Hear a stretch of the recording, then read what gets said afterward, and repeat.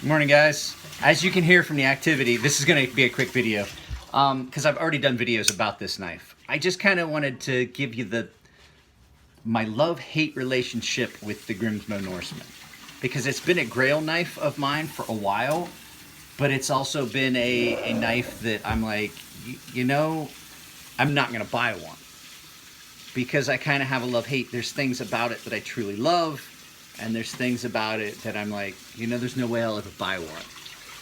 So this one's kind of unique. It's got the reversed hexagon pattern that they have been doing, the honeycomb pattern, but it's in reverse.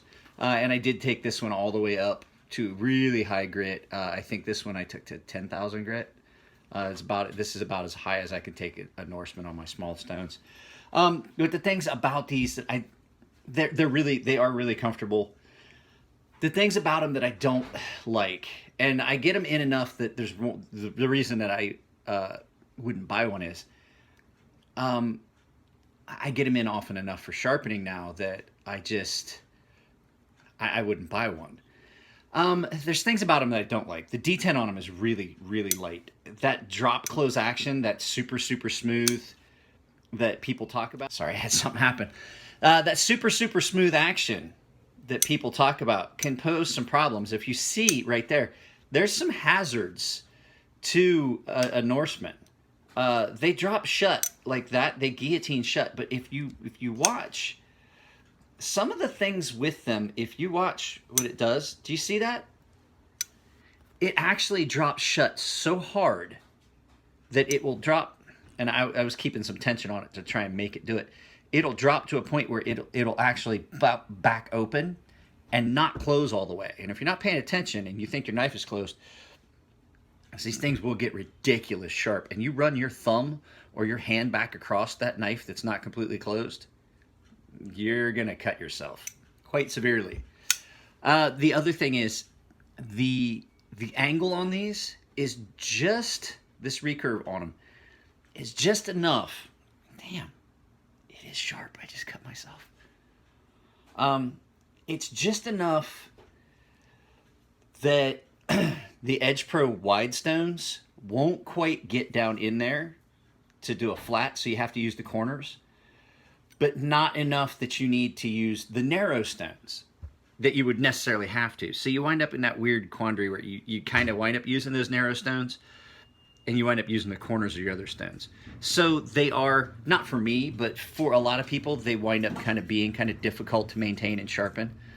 And then that forward edge is really very, and once again, not a problem for me, very much recurved. I like it, and it gets ridiculously sharp. But for a lot of people, that's an issue. So there's some problems with this knife. A lot of people don't like the shape at all. I actually think it's it can be a very useful design.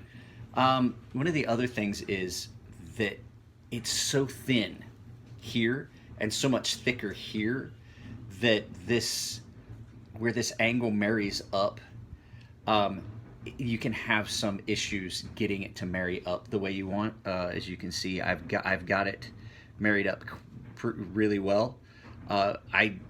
That's where I really like to say I'm really good at tantos. I hate doing tantos, but I'm really good at it, as I can marry that secondary angle. My wife and kid just came home from ice skating, so if you hear anything. So, I mean, I've had a love-hate relationship with these knives. I appreciate everything that the guys do up there in Canada. I mean, they're doing... Oh, see, there it goes. It did not... No, you tip it back up, it will drop back in on its own. They're doing everything in-house. They do all their own stuff. But, they're... making everything in-house is amazing. But, that doesn't mean that they're infallible. I find little things with this, but I mean, how tight everything is and how close everything is on these is amazing. The other thing about these that I thought was cool at first and now has kind of, I find it less appealing than I did, is the fact they're so super thin. So, yeah, that's just... I've already done videos about the Grimsmo Norseman. I just kind of wanted to give you my love-hate with this. Now, this is number 915, and they're kind of... They've changed some of their processes and things like that. There's a lot of changes in these, and this definitely feels different than some of the first ones I've done. The blades are the same, but the feel of the knife, the action, I should say, is definitely different. But overall, the knives are still gorgeous, and like I said, there's not a lot of people that want to pay the premium for doing Norseman to that high grit, but once you do, it's attractive, and it is... Oh, it is ridiculous sharp. They get ridiculous sharp. RWL 34, I have to say that there are certain steels that get ridiculously sharp. Some of the sharpest knives that have ever left my house that are just like, I'm afraid of how sharp they are RWL 34 and Damasteel, because those go hand in hand, and SM100. Those are steels. Those are, well, SM100 is not a steel, but those are knife materials that have left my house that I don't want to touch the edge. So there's that. And then there was something else I wanted to say. So you guys heard, you know, I've been kind of depressed. I had depressed and down, and, you know, things haven't been going great. It's coming up on Blade Show. Last month hasn't been great. This last couple weeks haven't been, this whole last month hasn't been great. I had somebody reach out to me and said he wanted to prepay for a knife, and, you know, because he was like, hey, I heard you say things have been rough. I just wanted to kind of prepay. I appreciate it, and I would equate that to, you know, I'm a father, and I have things that I see by spending time with my daughter. This was the customer equivalent of something that happened to us a few years ago at Disneyland. We go to Disneyland pretty much every year.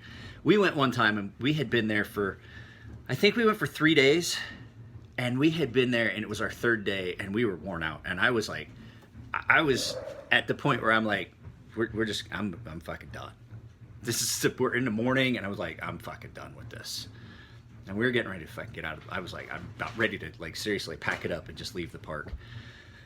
And we went to go take pictures with the princesses, and there was this kid there, and I handed him my phone to take pictures, and he took my phone, took a picture, and then acted like he was going to take a selfie, and then handed it back to me as I'm going through the pictures. The little shit actually took a selfie of himself, and then hands me back my phone. And I didn't realize it as I'm going through pictures. And that's all it took to turn my entire day around, was the fact that that dude had done that. And that's my mood this morning after that interaction this morning. When I woke up, I had gotten that email. That was the customer equivalent of that kid at Disneyland taking a selfie. I mean, I think he could see that that's the kind of day I was having.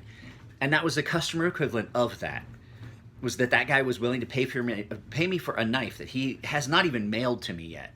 And I was like, you know what? It just kind of changed my mood. So I appreciate it, Peter. That was amazing.